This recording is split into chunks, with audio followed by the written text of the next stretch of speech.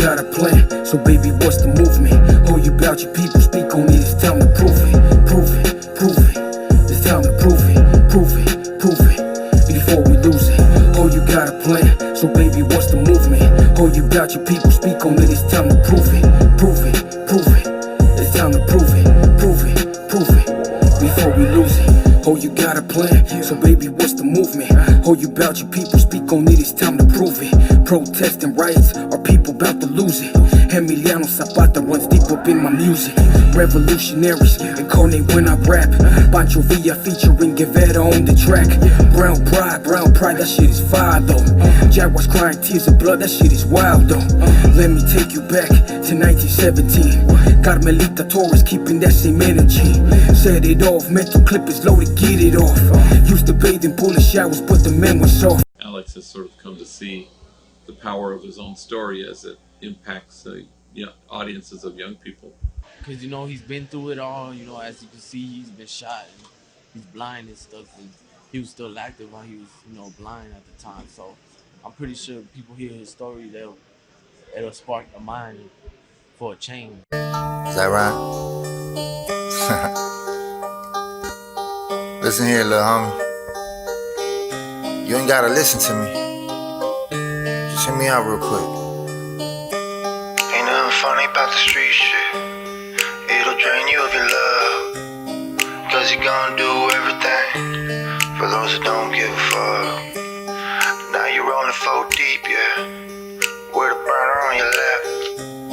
Yeah, you said you was a rider. Now you can't take it back. Hold up, little homie, you about to end your life. Trying to prove that you are what you ain't for them stripes. How you gonna explain the pictures from the other night? Taking selfies with the burner and you did it for them likes. Better look into the mirror, what you think your skin is? Why you shave your head so now the cops gon' profile you on sight? Boy, you ain't a killer, you don't even like to fight. Take a life, you gon' see your victim's face every night. It's cool, eventually you ain't gon' think about it. Don't look into his eyes when you finally let him have it. Trying to forget, gon' bring upon some habits. Can't smoke or drink away the pain, thinking about the damage. Finally got your stripes, but you living on a run now. Yeah, you did it once and your best friend is your gun now. Damn, for them stripes you done given up your soul. Knew he was a gun, I seen his jaw hanging low. Hold up, yeah, this shit get deep. Now there's 4 from his side looking for you in the street. Ran away from home and you at Momo's every week. Had to throw away the burner, now you stuck without the heat. And where your homies at? Oh, they out fucking bitches. They ain't kill nobody, but they say they with the business. I guarantee you one of them gon' turn into a witness. In exchange for you, they gon' take a chunk about his sentence. Shit ain't like before, bro. Ain't no honor no more. Beefing over petty shit when egos take control, though. Killing over snooky bitches, not even a coco. You let that bitch keep breathing, but put bullets in your bro. Talking to the popo. Used to be a no-no, but nowadays canary sing and lean like a cholo. Ask me how I know, oh, I ain't said this before. They gave my cousin life 4 times, free Toro. One bad apple can really fuck up your Snapple. You rather be out here dodging shrapnel? Are you the king of the jungle or a jackal? You making music or you gang banging? Gang banging never lose. The streets gon' win, bro. Streets ain't got no rules. Widespread than ever. Who is fighting who? Americans of Mexican heritage are fighting each other. If they do get back at us, we go down and might kill 2 of them. Then they'll come back and maybe get 1 of us, and we'll go back and get 2 or 3 more. And it just goes on and on. Don't stop. Yeah.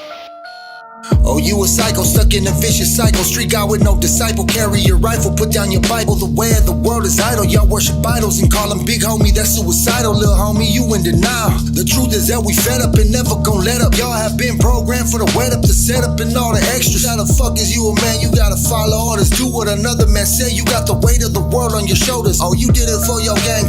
You can barely maintain. Now you Billy Badass. Your whole life you been a plain Jane. You can die for yours, 1,000 more gon' do the same thing. End up in the shoe or in the motherfucking chain gang. Hey, tell me what you down for. Now your mama shedding tears, who she crying for? Looking in the mirror, who you trying for? The streets don't love you, who you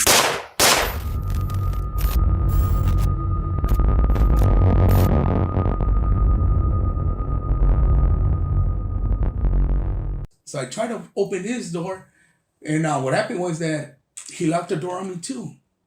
I couldn't believe what was going on. I did a step back, yell out that I was down from Barrio Lomas. He opened his eyes, he ducks. And I did a step forward to see what he was doing and put half of my body inside this white Explorer. He didn't even know half of my body was in there. That when he grabbed the gun under the driver's seat, he cocks it, he turns around. I was so close to him, he almost kissed me.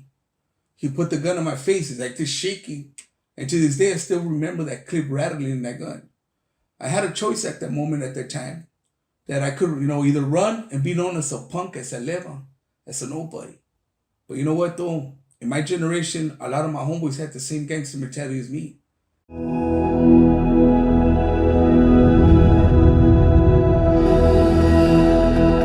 First off, what's your name? My name is Alejandro Carpio. Alejandro Carpio, and where were you born at? I was born in General Hospital, but I was raised in the city of Rosemead. So you were born in General Hospital and you grew up in Rosemead? Yes. At what age did you move to Rosemead? Were you from a baby? Yeah, since I was born, I was raised in the city of Rosemead around Gary Park. Okay. All around Gary Park, around that area, between Delmar and St. Gabriel Boulevard. Did you have parents, like two parents, one parent? Yeah, I had my dad and my mom, my beautiful mom and my dad, Albina Carpio and Antonio Carpio. How was your upbringing, like with your parents? What kind of, are they from like Mexico? Yeah, they're from Mexico. Place called León, Guanajuato. León, Guanajuato, yeah. My beautiful mom. The Momias or something like that. Momias is right there in the capital. Yeah. Yeah, it's like, LA. And then we got to where I stay at right now is Morovia. Okay. So it's just León. And it's the main capital at that place is Guanajuato. So that's why it's León, Guanajuato. Okay. When did you start kind of veering off into that lifestyle? Like as a young kid, when were you exposed to it? I was supposed, well, the way I got brought up in Rosemead is, I wasn't even from a gang, but everybody thought I was from this gang because other gang members will come towards the area looking for the nearest gang, and they'll catch me in the streets and they'll ask me where I'm from. Of course, I'll let them know I ain't from nowhere, but they'll just try to get up the car and try to punk me. And by me not getting punked and fighting these guys, they thought I was from this gang. How old were you? I started at 13. Before you were from the gang, you were from, it was kind of like what was it, like a crew, a gang? It was like a gang too, but it was more like a crew or what? Yeah, it became it became a gang. Because a lot of the guys ended up being from the neighborhood. Correct. But what do you consider it, what it was? Well, we were banging. First we started as just a group of guys. What was it called? KGB, Kids Gone Bad. At what age did you start getting involved with them? I've been knowing them since I was 13 years old. So around that time, 13 is when you really got exposed to everything, like the lifestyle. And what was that, junior high? That was junior high, yeah, correct.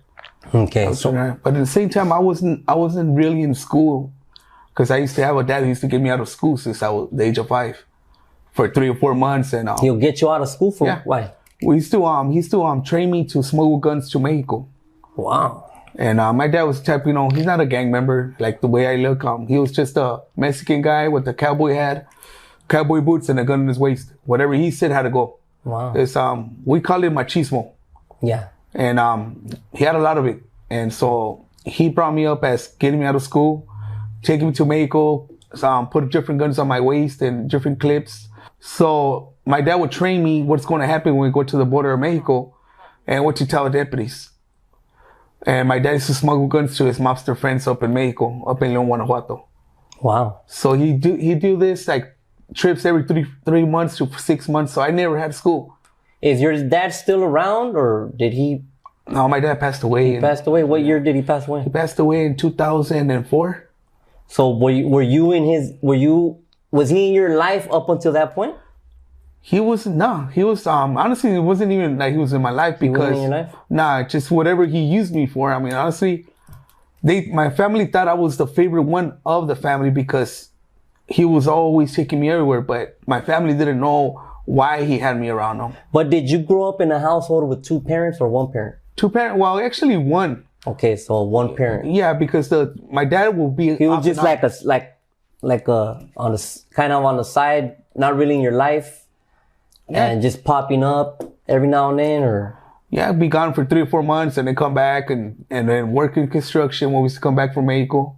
And what he would do, just, be in work with his, and hang out in this bar. Most likely you remember this bar called Patrick's. Yes, sir. I remember Patrick's. Yeah. So that was one of his office. We used to call it his office. Mm-hmm. People go and look, his friends go look. So he used to drink a lot? Oh yeah, heavy drinker. Very heavy drinker.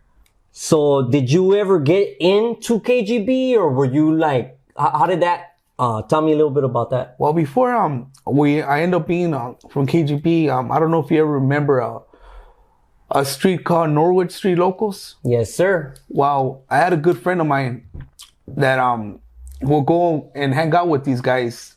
Is that Jose you're talking about? Yeah, Jose Machaca. Okay. A good friend of mine that he also became from this gang after a while. But the problem was that after school, we go hang out up there in called Marshall Elementary. Yep. And play basketball, and of course drink a little and then smoke a little, and so we just hang out like just a group of guys. But of course the guys from Norwood Street Locals will be right in that school, trying to play basketball against us. And out of nowhere, one time we were playing basketball and I turn around and they're beating the heck out of my homeboy Jose. So what I do as a friend, I let go of the ball and I rush these guys and I beat the heck out of these older guys. Who's beating up Jose? The guys from Norwood? Norwood, yeah, Norwood Street. Wasn't he from Norwood? Yeah, well, they were jumping in. They were jumping him in. Yeah, and I didn't know. And you didn't know? Yeah, I thought they were just beating him up. So me as a friend, I went over there and got these guys off and beat these guys off. And these guys are all, hey, you're from Norwood Street Locals. I go, what? They told you that too? Yeah, yeah. Wow, they jumped you in too, huh? Yeah, that's what they said. I go, so they told me that I was saying, man, I'm just backing up my own boys. Like, well, what are you guys beating up? And then Jose, we used to call him Shadow at that time. Shadow, I remember. Yeah, so he goes, hey, why'd you jump in? They were jumping me into Norwood. Wow, there's something I didn't know. I mean, just me as... That's a crazy story, man. Yeah, that's the way I got brought up. I just always I always looked out for my friends. And of course, I didn't go along with these guys. And but by the time we used to go over there and hang out with and play basketball after junior high, after school, and we hang out. Well, of course, other gang members would come looking for these guys from Norwood Locals, and me being there, of course, I ain't gonna let some of my homies get beat up in front of me. So you used to kick it with Norwood after too? Yeah. Okay. Yeah, that's Who you like? You're talking about like enemy neighborhood that were from the gang that you grew up in? Like those rivals or rivals of Norwood and KGB? Well, it was rivals of all of us because Norwood, same rivals, yeah. Norwood Locals they'll back up Lomas. Yeah. And KGB became Lomas. Yeah, I know. Well, yeah, pretty much. Yeah, the solid ones became all of them, Lomas. yeah, all the main ones. So, so you were from KGB, and you guys are cool with Norwood Street Locals. Yeah, a lot of them. It's like that time they told me that I was in, and I wasn't though, right? But I would go hang out with my homeboy Shadow, and then I ended up getting into KGB. All these guys that I grew up with in elementary, we used to hang out in Gary Park and smoke out and play basketball against other people, or play football. Who were some of these guys that were in KGB? Oh, Eddie Gonzalez, my homeboy Frosty, who became from the neighborhood. Mm-hmm. Shadow became Mono for Lomas. Grumpy, homeboy Grumpy. Grumpy was from KGB too, huh? Yeah. Joshua, yeah, Joshua. He was from KGB too. Bullet. Looney too, huh? Looney, his brother John. The Dip brothers. The Dip brothers, both of them got in. There was a bunch of us. Wow. I mean, I can go on the whole list. How long were you from KGB? It was like maybe 2 years. Okay, so 13, 15. So right around, at what age did you get into the local neighborhood, which is Lomas, for the record? That's where I grew up. That's where my friend here grew up. And that's pretty much what was our life, right? Every day. That was pretty much our life, our heart, everything was for the neighborhood, and now we still look at it as for the neighborhood, of course, but in a more positive way, and we just want God to use us for the neighborhood and for other people, right?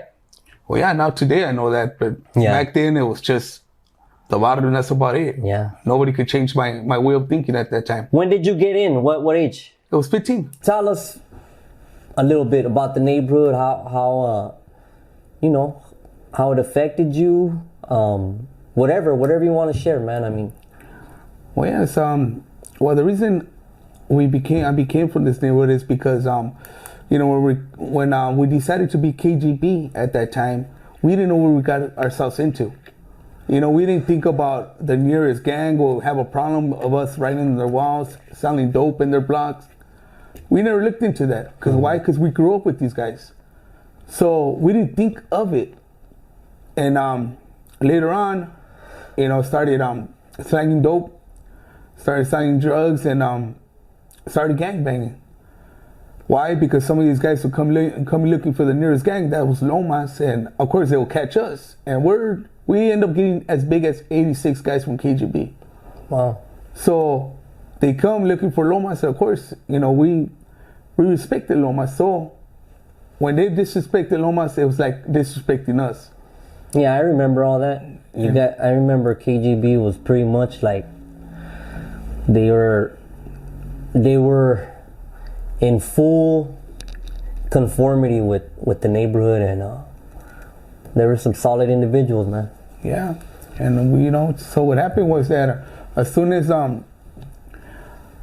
Lomas came to us and told us, you know, these guys, I grew up with them since elementary, and like, you know what, you guys got to stop this. And what do you mean we got to stop this? Yeah, you guys are writing on the walls, you guys slanging dope, you guys are gangbanging against our enemies. You know, you guys become Lomas, or you guys gotta stop KGB. And I'm like, oh, so why would you guys come at me like that, knowing how I am? But this homeboy of mine, of ours actually, goes, Alex, the homeboys were just talking about come and kill you guys. And I told him we couldn't do this to you guys because we grew up with each other. And he told me, you know what? Everybody thinks we're for Lomas. Why don't you just become Lomas? It made a lot of sense at that time. That me and my homeboy Richard Liao decided to become from this Lomas. And that same night, he got killed. That same night. Yeah, I was just gonna ask you about that. Tell us a little bit about that. You don't gotta get into specifics, but how did it go down, and what transpired? Like, what happened was that we're chasing this black blazer, and this guy was hanging out of the window, just blasting at us. And my homeboy Richard Liao was taller than me. That I told him duck a little. When I told him duck, something fell in front of me, caught it, put it in the floor, and I kept chasing these guys. The rush was so crazy that, you know, I didn't even think of what I caught. I just put it in the floor and I rushed these guys. And my whole thing was to get in this guy's car and try to drag these guys out. And me and the homeboy. And they're shooting at you. Yeah, and that day we didn't have a gun. You didn't have no gun? No, not even a knife. And you're trying to drag these dudes out? Yeah, bro. Just because they started shooting at us. What do they call you? Downer. Now I know why they call you Downer. Nah, but that's some pretty. I remember you a little bit. I seen kind of a little crazy side of you from back then. So how did it go down, bro? Like did you pick him up, or what happened was that I don't know, we had a choice to rush these guys and go into through these bushes to hit these guys in the bottom of the freeway, on the 60 freeway by San Gabriel Boulevard, and there's a bridge right there. Well, I guess I've seen too many movies at that time that I was on top of the bridge to throw myself, supposedly to fall on top of this black blazer, and two of the homeboys. You could have came out in Spider-Man or something. I think back of it, and wow, it was crazy, bro. It's like I think back, like, man, what were you thinking of? Yeah. But it's just, you know, how deep I was into this, and my belief was somebody would do me dirty, or somebody does my people dirty, like my homeboy or something. I won't stop until I catch it. Well, thank God that two of these homeboys of ours grabbed me, and instead of going forward, my body went backwards. And And these two homeboys. Who was that? Who grabbed you, if you don't mind saying? It was the homeboy Gremlin and Capone. Okay. Yeah. So these two guys grabbed me. They're like, "What are you doing, Alex? Come on!" I'm almost on like just going crazy, right? Like, come on, let's go before they get away. They're, Alex, you got blood in your chest. You got blood in your hands. I'm a what? And then I see blood on my chest and my arms, and I had brain tissue. Wow. Chunks of meat in my chest. And I go, oh man, turn around. I said Richard, and Richard was in the middle of that bridge. And Richard was like a good friend of yours, right? Yeah. He was from KGB too? Yeah, he was KGB, and that night he took a bullet. You know, we were gonna get jumped into Lomas. He was gonna get jumped into Lomas that day, but instead he ended up catching a bullet for the neighborhood. He never got in, but he pretty much was from the neighborhood because he took a bullet, right? He took a bullet. That's how he that's how he got jumped in with the bullet between his eyes. Has anybody else died in close to you like that or in your arms? Oh yeah, I had a second homeboy who died on me in '94. It's Indian in '93. What was his name? That was Little Crook. His name was Regal. We used to go cruise Woodard on Woodard Boulevard, and what happened was that at that time they were trying to have us to have a peace treaty with every gang, every Sureño, and every area for us to get along. Of course, there was something for me to go along with because I was very active in my gang, and so what happened was that I ended up telling the homies who was with me that night in that car, you know what, if those guys don't tell us nothing, don't even bother with them. Just bust a U-turn, and at the same time we're busting a U-turn, this car was busting a U-turn. Something made me look at him, and I see the back window go down. See this guy with the mustache started shooting towards me. I still remember the flashes in his face, lighting up his face, because this was in the night. How many of you guys were in the car? We had 3 in the front and 4 in the back. Yeah, there was traffic going on from cruising the boulevard, and I had the homeboy dead in my lap. Yeah. He got shot in his left hand side, like by his temple, and it came out of his forehead. Didn't he go like this or something like that? Or like, didn't it go through his hand or something? No, it went through here and it came out right here. So I put my fingers to stop him from bleeding. The blood will pull my fingers out. Wow. So I told the homeboy Largo, he passed away. Yeah, Largo, rest in peace, man. Yeah, that homeboy right there. I seen both of you guys. You and Largo had blood all over yourself, man. Yeah, so I told Largo go grab him, and I would do what I would do for our homeboy because they were caught up on traffic. I jumped off the car and thinking that socking these people, getting out of the way, we could take the homeboy to the hospital sooner, right? Mm-hmm. And that's what I was doing when he said that I swung at people. It was because people were just shocked seeing me with blood on my face, chunks of meat. I had brain tissue on my arms, my chest, my face. Wow. That night when he got blasted, those guys were shooting at us. The homeboys kept telling me, "Duck, down or duck." I couldn't duck. I just was stuck on looking at this guy. Something made me duck. I found my face hot. I told the homeboys, "Hey, I think I got shot. I feel my face hot." And the homeboy Cougar, the homeboy Devil looked back at me. They were down there. You got blood in your face. I wiped my face down. I put my hands in front of me. The homeboy Crook head was in my lap. So I started trying to stop him from bleeding. I told my homeboy Largo grab him, and he was freaking out. He didn't know what to do. What do you want to do? And I remember Largo was he was out of it, man. Yeah. He was like, he went into like a trance because that was his boy, huh? That was that was there. But I'm saying like him and Crook, they were pretty close at that time, huh? Yeah. We're always together every night. So I grabbed him, and that's when I jumped up the car to stop, get the traffic out of the way. And everybody was just stunned to see me with the full blood in my face and everything.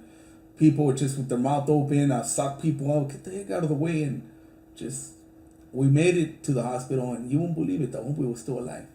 So Crook got shot in '94. What happened after that in the following months?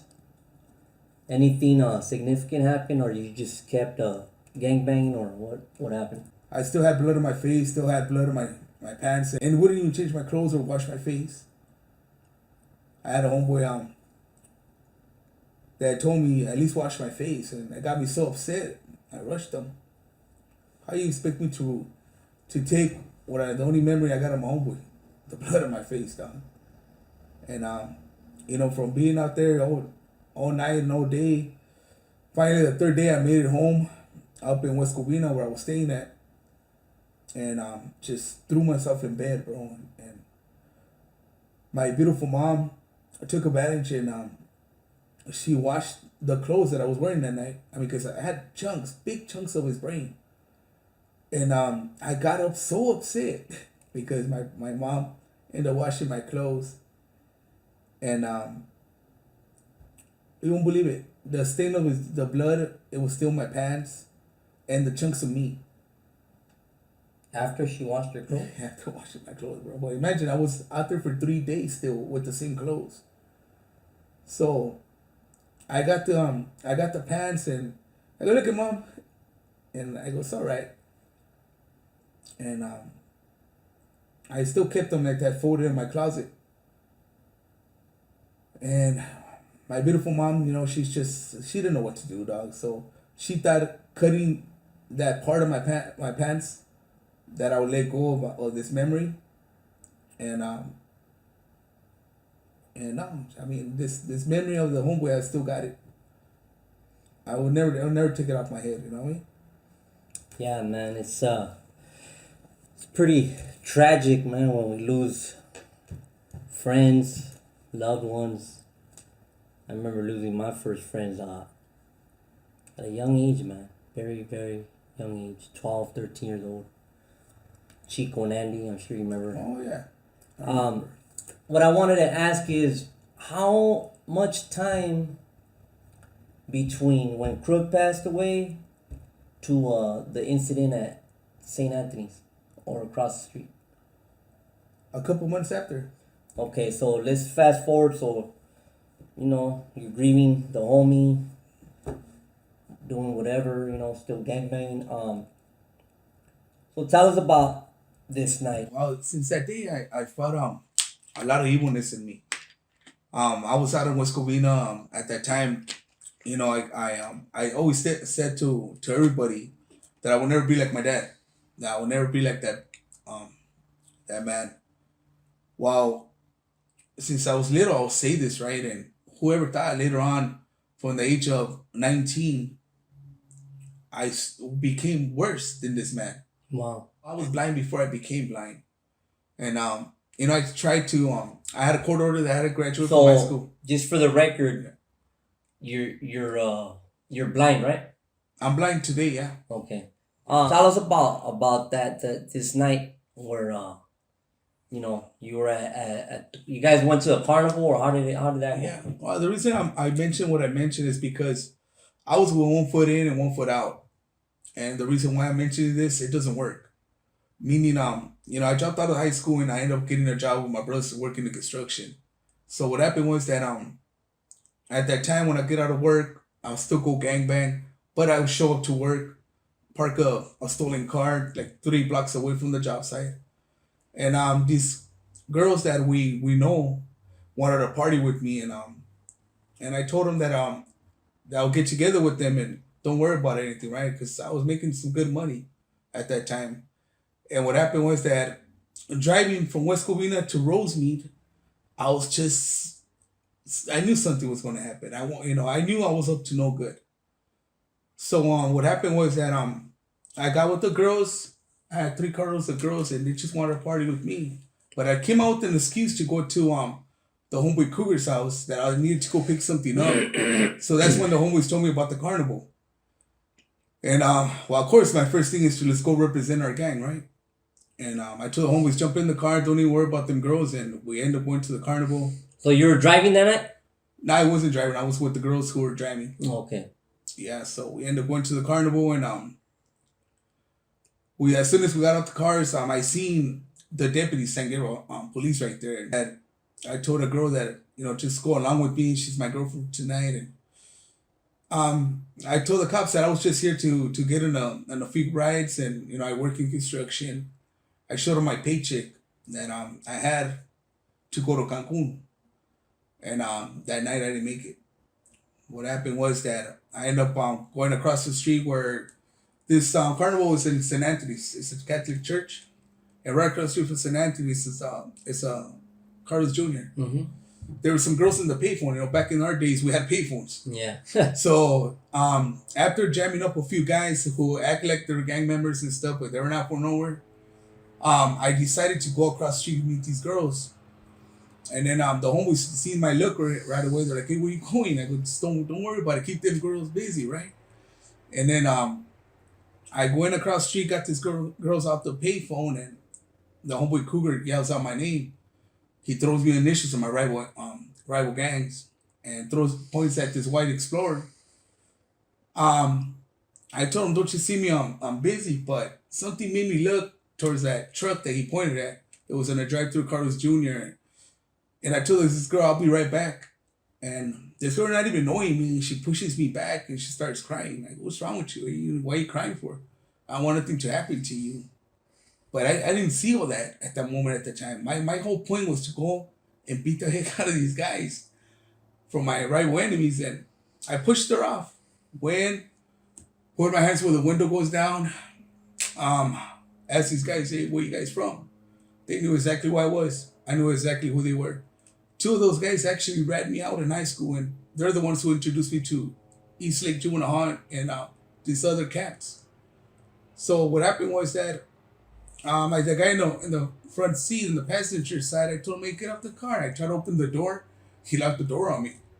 I couldn't believe what just happened. I shook my head to the right, shook my head to the left, and the guy in the back seat behind the passenger side kept staring at me. So I went to his window, where the window goes down, put my hands right there. Now, what you staring at? You're from this so-called South.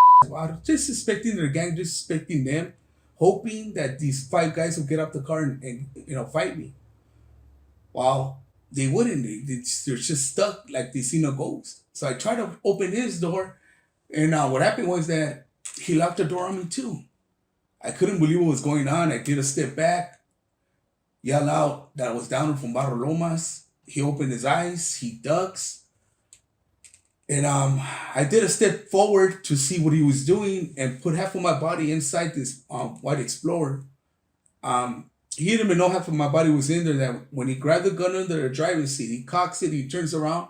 I was so close to him, he almost kissed me. He put the gun in my face, it's like this shaking. And to this day, I still remember that clip rattling in that gun. I had a choice at that moment, at that time, that I could, either run and be known as a punk, as a leva, as a nobody. But you know what, though? In my generation, a lot of my homeboys had the same gangster mentality as me. They would end up killing me if I end up doing that. But you know what, though? That was not in my heart. So what I ended up doing, I said, F this guy, and I rushed him yelling out Lomas and tried to grab the gun away from him.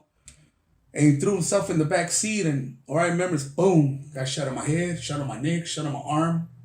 I was like this on the floor with my eyes hanging out. My right eye was hanging on my cheek. My left eye was popping out. How many times did you get shot? I got shot right here on my head, right here in my neck, right here in my arm. And I had a bullet lodged in my shoulder for 3 So how many times? 4? 3 times, bro. 3 times, okay. Yeah, at that time. Where did you get, where you said on your arm, your neck, and where else? My head. So the one to the head was pretty tragic, right? Yeah, it went through above my ear, by your temple, and it came out of my left eye where your eye socket lays at. Which is why you're blind now, right? Correct. That's how I end up losing my vision. By getting shot on my head. That's the one that damaged me. So what's the next thing you remember? What's the first thing you remember after that incident? Well, I remember getting shot, and I felt something hot, and I remember just like this weird noise, like a wicked noise, and I just like, cause when I rushed that guy, I like swung my arm and started like to rush him, right? Well, at the moment, at the time, my arm went through the truck, bro. My arm went through the truck, and then I swung so hard I caught myself, and I put my hands where my knees are at, and I looked forward, and there I was on the floor with my ass hanging out. My spirit came out of my body. You're saying you could see yourself? I see myself. It's not that I can. I see myself dead on the floor. dead on the floor. So when I go, what the, So you're conscious of this when you got shot? Yeah.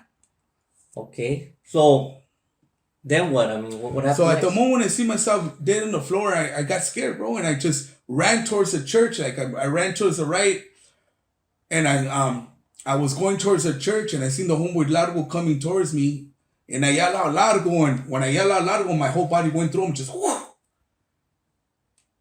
And I go, what, excuse my language, but I said some bad words, and I said some F words, and I just I go, what the? And I turn around, and from far away, like towards the church, I seen it was very, very cloudy, and I see some guys, and they had hoodies on, they had it's just the shadow of them, and in front of a brown casket, like with the way I am right now, like in front of this table, but standing up though. Okay. And a Homeboy Gordo had just got killed 2 months before I ended up getting shot. Jerry? Yeah, Jerry Sandoval. And he got killed. He lived right across the street from that Carlos Jr. Wasn't he from KGB too? Yeah, he was from another KGB guy too. Yeah. Yeah. And be careful for Lomas too. Okay, yeah. So after you get shot, you go here, you have this supernatural experience. After that, what happened? Like, how long were you in the hospital? Well, what happened, when I told you that I see these homeboys in front of this brown casket, I went around the brown casket, and I told the Homeboy Gordo to come here. He came to my ear, and every movement that I would do was so wicked. I told him, I thought you were dead. He swung back, he swung his arm. I follow his chest, follow his arm, and follow his finger. The Homeboy got shot 3 times in his chest. He had no holes in his chest. But I could see his eyes clear. He had green eyes. I could see him clear, but not the other people. He pointed at this brown casket. There was a body in it, but to be honest with you, my punk got so scared. I let go of his hand, and I walked away from my best friend. I'm walking faster and faster. I kept looking back. My homeboy shaking his head up and down. Half of my body went to this darkness and this wicked noise again. And I got stuck there. I made a fist on how the noise was so wicked that I said, what the? And I said the F word, and I turned my whole body to hear where that noise came from. And my whole body got sunk into this darkness. And I made a fist again, and there's a lady yelling, saying, relax, relax. What do you mean relax? I called her, be this, be that. I'm in pain. I should see my dead homeboy. I should see myself dead. What do you mean relax? I'm calling her so many bad words while she was asking me if I feel her touching my left leg to move my index finger. I finally That was the people in the hospital. Yeah. I didn't know at that time.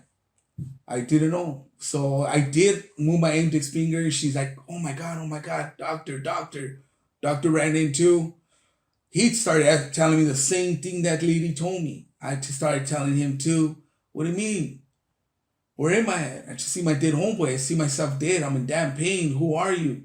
I heard like 3 steps, like somebody's walking away from you. And like a squeak, like somebody looked back at you. And he goes, ALEX CARPIO, it's unbelievable you're alive. And of course, I started cussing at him, telling him, what the heck you mean I'm alive?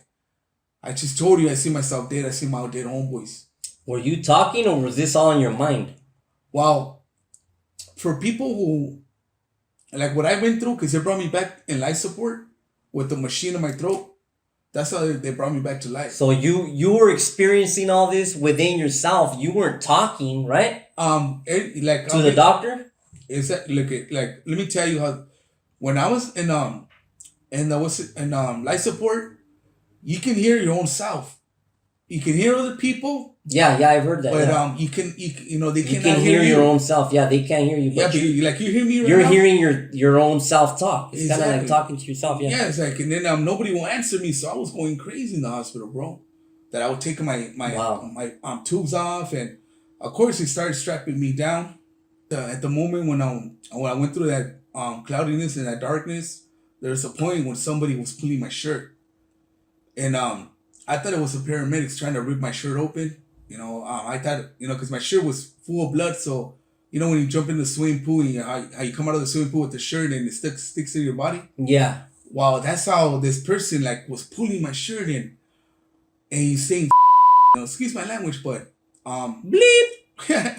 Yeah, I heard this person saying, the F word, and I grabbed his hand. I grabbed not his hand, I grabbed his shoulder, and I said, "Help me." I came alive when you came into my life, and you know it hurt when you turned and walked away. Yeah. How could I run after all you done for me? Yeah. And you keep me just holding on.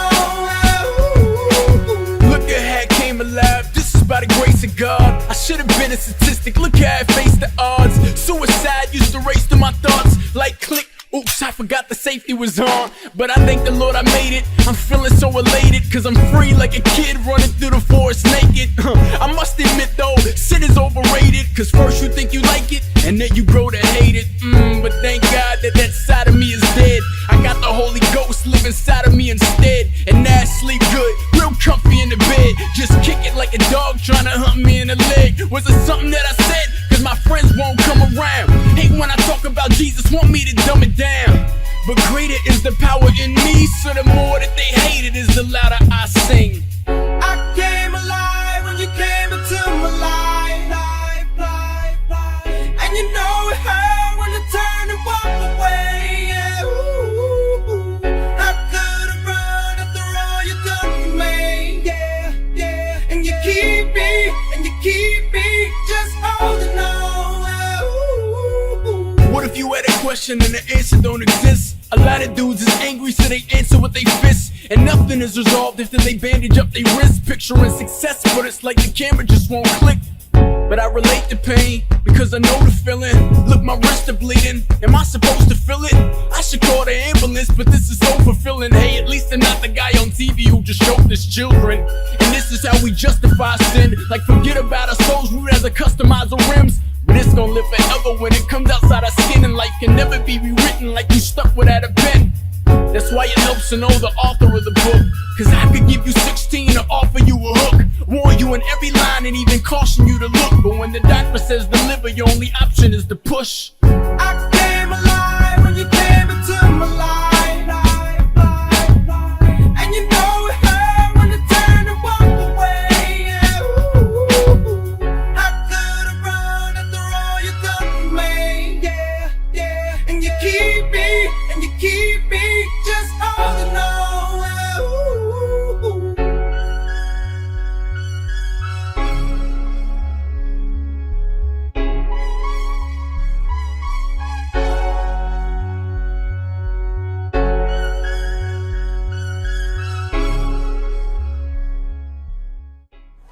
Okay, so you're hearing the people and they're not hearing you. So what happened next? Did you continue to stay conscious, or at any time, like, did you go like in a coma or anything like that, where you couldn't hear nothing, see nothing, where you were just... Did anything like that ever happen? No, like you remember I was shining when somebody was pulling my shirt. I ended up grabbing that person from the shoulder and told him help me. Wow. Okay. What happened was that the doctor, I was there for a couple, maybe like a month, the most. The doctor said I was very lucky of how healthy I was. And I always stood healthy and working out and stuff. So I guess that's what they said that helped me out. Because how I got hit in the head, they were surprised that I didn't have no brain damage, because I had brain tissue hanging out of my eye.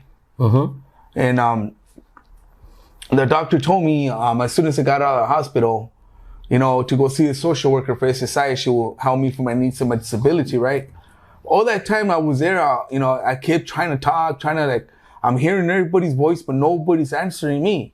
How long did this last? For like a month. I was there and... So you couldn't talk for a month? Yeah. But after a month you could talk? They put this life support out for me, and man, it was crazy, bro.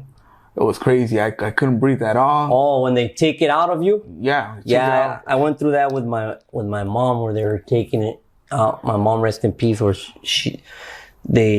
we almost lost her, and they had her on life support. Yeah. And when they took it out, my sister couldn't do it. I was the one talking to her, she was like, like she got scared, like she can't talk. And trust me, they cut your whole, man, I could just imagine poor mom, bro. Man, it was horrible, man. Yeah, trust me. When they do that, I mean, they'll do tests like we're doing tests on the filming and everything right now. Wow, they'll do testing. Okay, you know what? We're gonna take it out. Man, bro, it was bad. It was bad. And then they put it back together. I'll breathe again. And they tried to take it out. It was bad. And they did a little mistake of putting this some tube. I don't know what type of tube it was, but I'm hearing them, right? Listening to their mistake. And you're like, no. Yeah, I was like, well, I was cussing at them, bro. It's like but they didn't hear you. Yeah, they didn't hear me. So, you know what? At that time when I was in the hospital too, I had deputies going over there asking me dumb questions. So they used to have me strapped up in the bed. Wow. And they're trying to ask you questions. You're not even conscious. Well, you're not even able to talk, huh? Exactly. And this guy's whispering in my ear. You know what? If you don't tell us who did this, who did that, you know what? You're gonna die, and nobody's gonna know about this. And like sound like wow. That sheriffs or the San Gabriel PD? Yeah, Temple City. Temple City. They want to know so much. And what I would do, I end up ripping that strap. I ripped that strap, bro, and I rushed that deputy. He jumped back. And he's telling me. You rushed the deputy? Yeah, I ripped I was pulling it so hard. You could move already? Yeah, I was able to move my arms. Okay. Because I would take my tools out. I'm picturing you not being able to, I'm picturing you just out and you're just hearing these people. That's what I was picturing. No, nah, bro. I was able to move. So you're capable, okay. Yeah, I was able to move my whole body. Yeah. But I wasn't able to see or talk. Okay. So I ended up ripping that you strap. couldn't see. You didn't know you were blind, huh? Man, bro, I kept hearing the doctors, oh, I'm sorry, you're never going to get vision. I kept telling them. You can hear that? Yeah, I kept yelling at them, F you, I'm going to see one day. I want to see, watch. F you guys. And then, man, you know what happened was that for a minute, I thought that doctor never gave my vision back because these detectives were asking dumb questions. And when I rushed that detective, when I ripped that strap, he ran from me and of course I was taking my tubes off and I fell off. Man, it was crazy, bro. I remember so many things just. That sounds like a crazy story, man. Yeah. You get shot, you're blind, and you're trying to take flight on a and that's the saddest thing that this doctor is like, I'm telling the doctor that you don't know this guy, what he has done.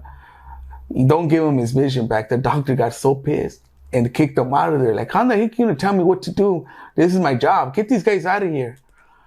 And they got him out. And that's got stuck in my head when these detectives telling the doctor not to give my vision back. So, you could sue those guys. Is there any statute limitations? I'll be your lawyer. Well, you know what? Now that I know this, I could probably look into it. But you know what? My mentality at that time, when I got out of the hospital, you think I give myself to the Lord? I became Christian. You know what I mean? I went back home with a hole in my throat. It was an open wound in my throat, patches in my eyes, patch in my throat. They told me I'm never going to see again. They told me the hole doesn't close. I will never talk again. And of course, I would tell them, if you watch, I would do it. And my faith was so deep into my Lord, dog. So you said during that time, that's when you got close to the Lord? No, nah. Didn't you just say? Yeah, I had faith on him. But before that, you said you gave your life to the Lord and you turned Christian, or what did you say right now? No, I say you think I give myself to the Lord after getting shot like that? And you would think. Yeah, you would think that that's what you would do. Yeah. Okay, I got you. So what happened was that I went to see a social worker for SSI. I went to see the social worker. That this doctor told me that these people help me for my needs of my disability. I did a big mistake. I ended up putting my 54 pants and my white tees, patches on my eyes, patch on my throat, my bald head. This lady approached me telling me, here's $300 you're going to get monthly from SSI. And the reason it happened to you, Mr. Carpio, because look at you. And walked away from me, bro. Of course, I told that lady off. She couldn't hear me though, right? But I didn't know this. She couldn't. Excuse my language. I said, I'm blind. Well, my sister put me away from her, went back home, sad and depressed and very upset. I had some homeboys who brought me a gun and a sack of dope. I had the gun and I was leaning down. I cocked it and I jumped up. I yelled so loud, saying, let's go. The homeboys looked at me with a big smile. I mean, they seen this big smile on my face because finally somebody heard me say a word. I guess I put a lot of pressure in my throat. I was able to talk, bro. And these homeboys are like, what you mean? Let's go where? So I put pressure in my throat. I go back to my enemies. These homeboys are like, you're crazy, fool, you're blind. And I started walking towards them with the gun in my hand. And they go, does it look like I'm playing with you? I started gangbanging for 13 years being blind. So let's talk about, I know right around there sometime you lost your mom, right? Yeah. What year was that? 2001. That was 7 years after you got shot? I believe it was 94? You got shot in 94, right? 7 years. 7 years. 7 years. Mm-hmm. So, talk to us a little bit about that. Like, I know. I've had some pretty deep discussions with you about that, but yeah, you could just, keep it brief and tell us what you were going through, what you were feeling during that time, and at that point in your life, you're dealing with the gang stuff. You're blind. You're probably doing drugs, and then your mom passing away. How's, Well, yes. You know what? Selling drugs, gangbanging. And then hearing that your mom is in the hospital. Of course, the way I used to bottle up my feelings is by drinking, and from drinking I didn't want to be drunk around people, so I started getting high. And when I ended up hearing that my beautiful mom was in the hospital, 18 of my relatives came to the neighborhood looking for me and telling me if I was going to go with them or not. Some of the homeboys, they're like telling me like, hey, they don't look like they're playing. I thought my family was just trying to take me out away from the neighborhood. Mm-hmm. Like I was saying, that 18 of my relatives flew to León, Guanajuato, and I ended up deciding to go with them. Is that where your mom died? Yeah. And so we flew over there, and as soon as we got to the hospital, she went in convulsions. Wow. And they brought her back to life, and then now I'm holding her hand. And now I'm praying. But all of a sudden, no, now I'm praying. Now I'm asking God to give her an opportunity to live. Now I'm telling God that I will give up everything I love. Everything that I loved at that time, it was my homeboys and my gang. That's it. But now I'm telling God, just give her an opportunity to live, and I'll give all this up.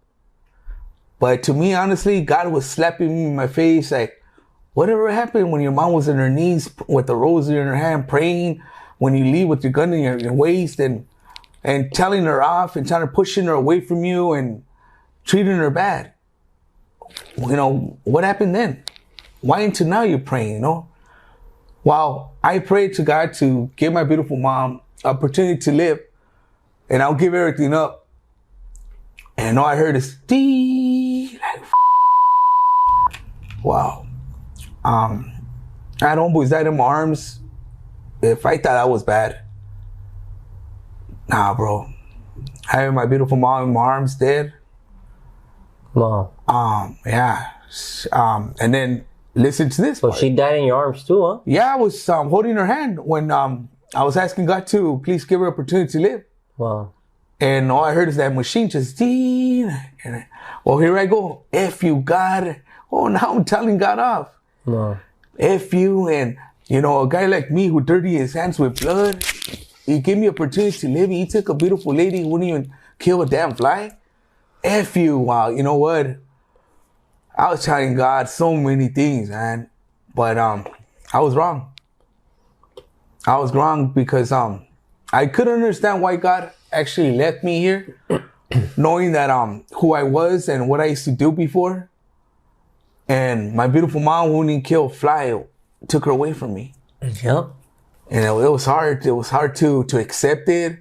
And to be honest with you, for a minute I was F God and F this and F that. And it's sad that it took me years to find out that I was wrong. So right around this time, I remember, man, early on you started getting involved like Homeboy's Industries and stuff like that.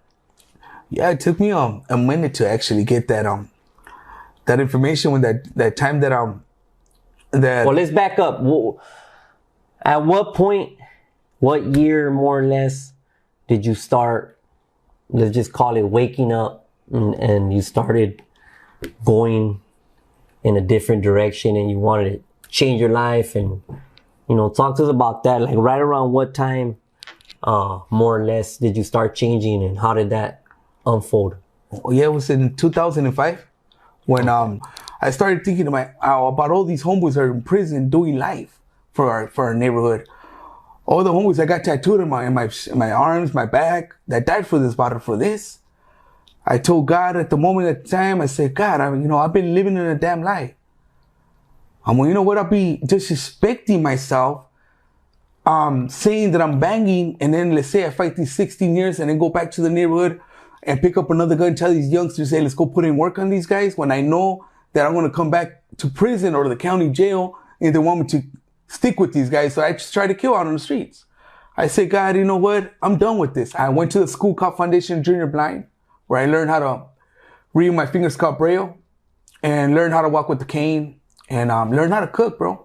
And I got blessed in this place where you're at right here, right now. This is my apartment. And I've been living on my own for 12 years already. It's going for 13 years. And I got this information with this lady teaching me how to cook and stuff. She's like, don't you know about this foundation? I'm on, what foundation are you talking about? They rent out to blind people. And I got the information, and I applied to get this apartment. And of course, it's a waiting list. And what happened was that my Braille teacher, who was blind since birth, is teaching me how to read and write. And guess how old I was? Learning how to read and write. 33 years old, bro. Wow. All since I was from elementary to 8th grade to high school. Until I was 19 years old, I quit the school. I was done. Like, the system just kept playing with me. Never once sat down and took their time to teach me how to read and write. I didn't know how. And society always said I was a dumb gang member full of excuses. A gang member like me was never going to become somebody in life. And you know what? This blind lady who's teaching me how to read and write, she goes, Alex, why you ask so many questions? I go, because I can't believe a lady who's been blind since birth is taking her time to teach me how to read and write. And I told her about my beautiful mom. Always said, closed mouths don't get fed. And I told that blind lady, I'm hungry. Please feed me. And she goes, Alex, why don't you go see Father Greg Boyle at Homeboy Industries? Of course, Father Greg Boyle. I don't need no father tell me about God. I didn't know nothing about this man. I go, but she goes, Alex, you know what, lady? I need somebody who's going to give me a job so I can stop selling drugs. I don't need somebody to tell me about God when I died and came back to life. She goes, Alex, wait up. Didn't you say closed mouths don't get fed? Why don't you go see this man by the name of Father Greg Boyle? And honestly, I laughed about it because she threw the same thing back to me. And I told her, how would I be able to go see this man?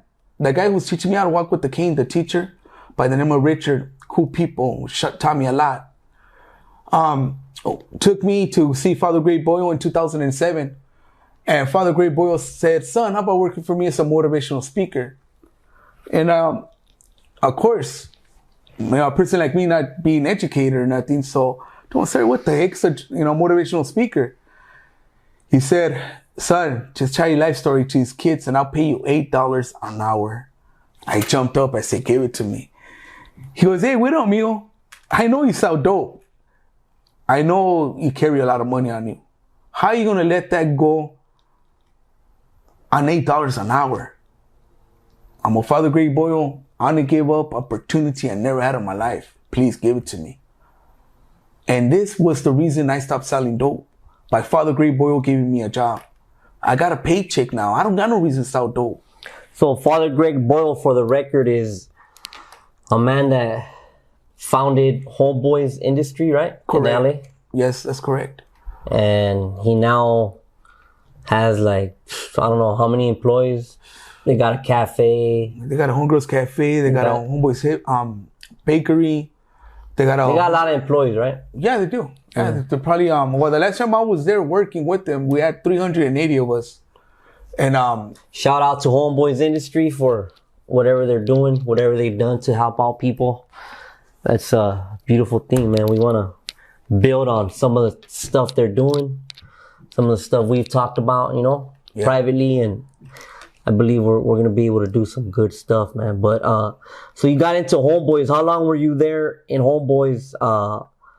From what year to what year, and how long were you there? I was there from 2007, and as a motivational speaker, and I earned my own title there as a mentor.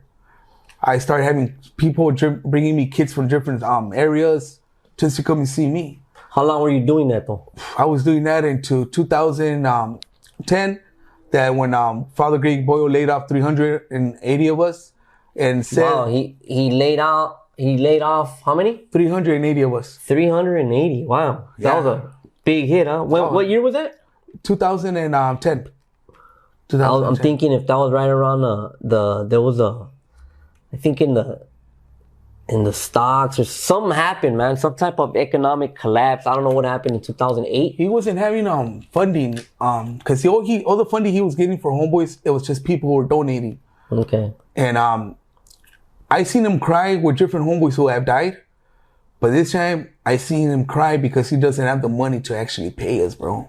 And that was a way different way of seeing Father Great Boyle crying like that. It's like, and then crying to us, telling we don't got the money to pay you guys, but if whoever keeps on working for us for free, we'll be the first ones to get back on payroll. Well, I did it for 9 months. Still working for Homeboys, paying my own taxi, paying going to different schools, and everything on my own. Pay my rent, and God kept blessing me. Everything that I have asked God to give me, He has given to me. And what happened was that I never got back on payroll with Homeboys, and that was something that God was working on me, because I was one of them guys who will speak up right away, right? And what's right and what's wrong, and it was God just learning how to for me to have patience, because at that time I didn't have no patience. Okay, so after Homeboys, you pretty much, there's a lot of stuff you start doing as far as like working with kids and going into facilities. Tell us a little bit about that and pretty much where you're at right now, what your mission is, what you stand for, and then we'll get to, you know, where people can find you, locate you, you know, for whatever you can offer, speaking, engagement, stuff like that. But go ahead and start with, what did you start doing after Homeboys? What kind of stuff did you get involved in? And well, when I was right there at Homeboys, I did some Catholic newspapers that came out on a few Catholic newspapers, and then I did some YouTube videos, and I also did NTV with a famous rapper by the name of T.I., and then the show was called Road to Redemption. What's your title? Like what do you what's your what do you do? Like what kind of services do you have to offer? Like what do you represent? I'm a certified gang intervention prevention counselor. Okay. I got certified at the time when I was at Homeboys. I started going to a class, and Father Greg Boyle would let me go to school, and then half of the day I'll go work. So that worked out. Who does this for you, no? Yeah. And so half of the day I'll go to school, and then half of the rest of the day I'll go work, and I'll still get paid. Father Greg Boyle actually was paying me to go to school. Nice. And that's one of the good things about Homeboys that they offer. And what happened was that I got certified. And then after that, while I started seeing it that my money was going short, so I stopped going at started doing Homeboys every day like the way I used to. And after work, I would go do overtime, and I'm out of my own pocket. And of course, I ran into a lot of people supposedly will help you out, and actually they were helping their own selves out. But I guess a process that God wanted me to go through, because now you don't need to go through the struggle, or anybody else, because I got a lot of contacts today, a lot of people who look up to me. Now I'm a mentor at East Lake Juvenile Hall and Camp Page. Tomorrow morning, actually, I'll be in Camp Page. Nice. I'm there from 9 o'clock in the morning to 12. All those 3 hours are all mine. What do you do with the kids? What do you have to offer, and what do you? Well, first I work with the kids and like let them know who I was to keep, for them to understand. I go to their level So they can relate. Yes, they can relate, and I open their eyes on what they don't know nothing about. And then from there, a while back, since I started at Homeboys, a lot of youngsters will come and ask me, they're always curious what gang you from, and they want to know about gangs. But you know what? It's unbelievable, because in 2013, I came out in a Catholic newspaper, and that newspaper was actually called "I Was Blind." The title was called "I Was Blind Before I Became Blind." And this guy who wrote that story for me guided me to go back to the church that I grew up at St. Anthony's. And what happened was I called the priest. I let him know about my problem, about my disability. He said, he acted like he knew me. I was, sir, how do you know me? He's like, I just read your story right now. He goes, I would love for you to come and talk to my kids, to my first communion confirmation kids. Of course, I went and I did it. And I told him what was my problem. I had no income coming through. And I got paid for this. I actually got paid. God blessed me, and I didn't even expect this from this father by the name of Father Austin, that after my talk, he's like, you know what, son, I see that you never did your first communion confirmation, never got baptized. We like to do this in your church. I told this priest, how much will you guys charge me? And he goes, son, we like to do it. I jumped up and I told him, show me the way. And this priest by the name of Father Austin showed me the way to Christ. So God started working on you, and you started going to church. You did your confirmation, first communion, and got baptized in the Catholic Church. You got baptized. Okay, so what?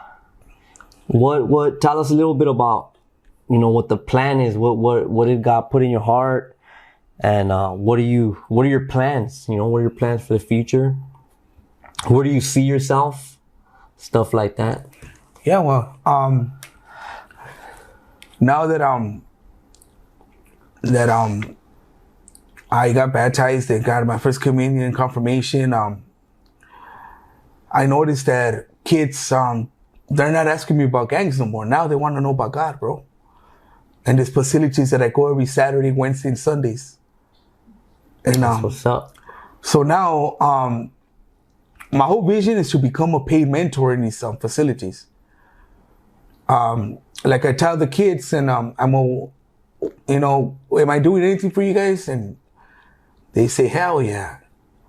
And so why not get paid like these deputies? There's something that nobody has accomplished, especially ex-active gang member that I was, and for my criminal record that I had. Also, I expunged my record. That's one thing. And what I do, I guide people to expunge their records, to get tattoo removal. That I'm also doing tattoo removal. I've been doing, going back for my 64th session of tattoo removal. Wow. Right there at Homeboys. And Homeboys Industry do it for free. So I'm going back the 19th of next month for my 64th session. Wow. And anybody who has any tattoos, I guide them there. They need any services like I said, Father Greg Boyle put it out in front of all his workers that the Homeboys Industry was my home. If anything I needed there from Homeboys, not to get denied. So I go through Homeboys like if I work there, bro, and I get the blessing of everybody respecting that, and it's a good feeling because I also get Homeboys to work at Homeboys. Homeboys from our neighborhood or different neighborhoods, get them jobs there. That's right.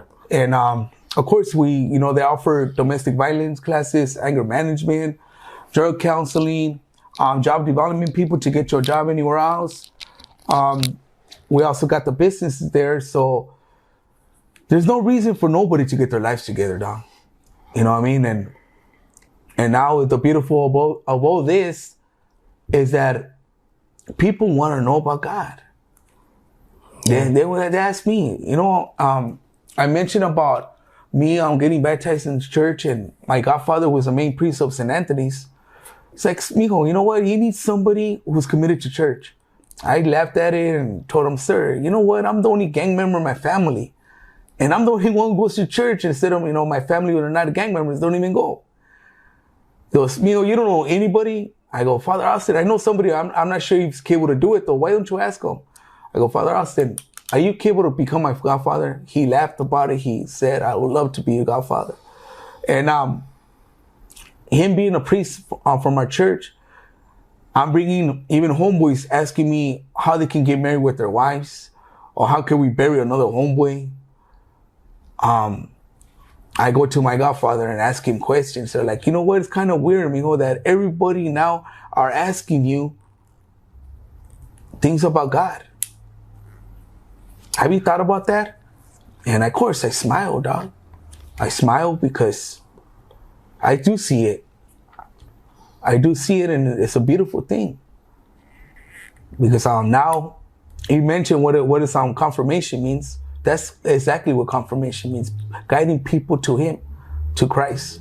Some of these people listening that, may want to get in contact with you, like where can they find you, and what services do you have to offer? Well, I mentioned the services that we provide our homeboys. That's the service that I provide. Besides mentorship or gang intervention and prevention. Yes, mentoring, 101, or motivational speaking for the whole group. Okay. Intervention and prevention. That's what I offer. All right. And where can these people find you? Like, do you have social media? Do you have a website? Do you have an email you'd like to put out there? If someone would like to reach Mr. Alex Carpio, either to encourage you, say, hey, I love what I heard, or hey, I'd like to work with you, or they might even have, some work, or how can they get in contact with you? They can call me. They can call me directly to my cell phone. That the number is 626-722-7102. And I'll go ahead and put that number at the bottom of the description on this video, so they'll be able to see it. Okay. And I'll have all your information on there. Anything else you want to put on there, I'll put it on there. Besides my website, alexcarpio.com. I'll put that on there. Yeah, and my email, alexcarpio1@gmail.com. alexcarpio1@gmail.com. I'll put all those links in the description. And do you have any final last words? I mean, like anything that you just want to share from your heart, something that you'd like the viewers to know, whatever, bro. The floor is yours. Yeah, just what I do is I keep it raw and real with everybody, and just like me myself today, that I changed my life around. I look back and I don't want no part of this. I wouldn't want no part of what's going out on the streets right now. It just don't make no sense. And if somebody thinks that it does make sense, we got to correct ourselves on what is our problem. But besides that, though, it's unbelievable where I'm at today.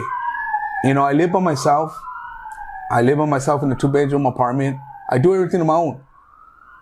Now, what excuse that these viewers have that cannot change their lives around. Yeah, cause most of them have their vision. They have more things than you. And if you're doing it, you're saying, how can some of them not do it also? Some of those people that maybe have lived the lifestyle we've lived. Yeah. Maybe, doing drugs, whatever the case may be. Basically, you're saying like, if you can do it, if God can change you, basically he can change anybody and they can succeed, right? Correct. We just gotta follow. And matter of fact, I got a homeboy. We got a homeboy who just got out doing 24 years. Yeah. I just got him a job there, and I'll tell you, to be honest with you, this was his words. You know how many times these people used to go to prison and talk so much about homeboys? And guess what? I told him, you know what? Them people who keep going back to prison, they're not ready for homeboys. They're not ready. And that's why they go back in there, talk so much smack. Because why? Because they're not ready to change.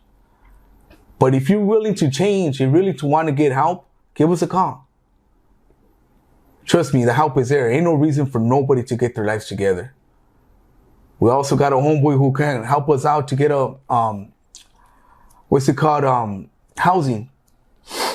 And this homeboy's from our same gang. And my vision is for us, guys from the same gang getting together, especially with all the information that I got, not to do something big. Yeah.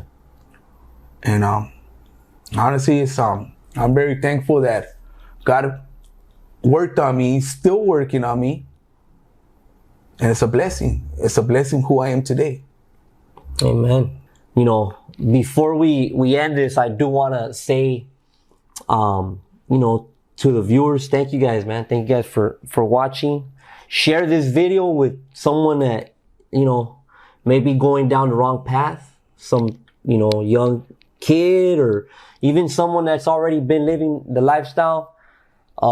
Send this to them, man. Even if they get offended, whatever. Yeah. Send these videos out to them. And the main message that I want to push, that I push on this channel, and I know my brother here agrees, is the gospel of Jesus Christ, man. The salvation of your souls, man. Place your faith in Christ. Be saved, man, because hell is real, and persecution is coming. I don't know when, but I believe it's coming soon. So I would just, encourage everybody to, seek God, man. Ask Him for forgiveness. First of all, ask Him to forgive you of your sins. Ask Him to cleanse your heart, to come into your life. And believe in the name of Jesus Christ, man. Ask Him to reveal Himself to you in a personal way. And from that point forward, man, He'll come into you and He'll change you from the inside out, man. You're not going to be perfect, by any means until you leave this earth. But you will start to change, man. He will start to change you. And God is real, man. He saves souls. He saves not only people like myself and Alex, but He saves people's souls from hell, which is the most important thing that we want to learn. And so I just want to share that with everybody watching. I'm also thankful. I'm thankful for my brother here. Thankful that God preserved him and that He's using him in the way He's using him. I thank God that He's gonna, Lord willing, use us together to do some good things. And I thank you guys. Thank you all. God bless you, and God bless you. Thank you for coming, my brother. Thank you for having me here. But I want to mention something right away. It's like, I know this is you're gonna get a lot of this, and I just want to let these viewers know. A lot of people's gonna be like, "How's this guy blind and selling dope and twisted?" And you know what? If you haven't been there, you will know nothing about it. I've been there, done it, and that's the reason why I was doing what I used to do. I've been doing this since the age of 5 in different things. And like I said, I used to carry a gun since I was 5 years old from my dad, smuggling guns. And then it went on after that, selling drugs. I guess from all those years, you see it yourself. I used to bag up the stuff with my hands. Mm-hmm. No scale, no nothing. And your fingers were like scales. Yeah, bro. Yeah, it was. And so some people were trying, no, you're lying. That's not it. And then I bust out with the scale behind my back pocket here. Yeah, but you know what, though? Trust me, the only thing I can say, if you haven't been there, you will know nothing about what we're talking about. Yeah, that's a good point. Before we end this is, a lot of times people talk, they say stuff, but in reality, you don't really know what someone has been through, what they, you're your own person, I'm my own person. We're all different and nobody knows us the way we know us. Only God does. And so sometimes we try to speak on something that we know nothing about. So yeah, I'm here to say that some of the stuff that Alex talked about, I was there and I witnessed a lot of stuff, but we're not here to glorify that lifestyle.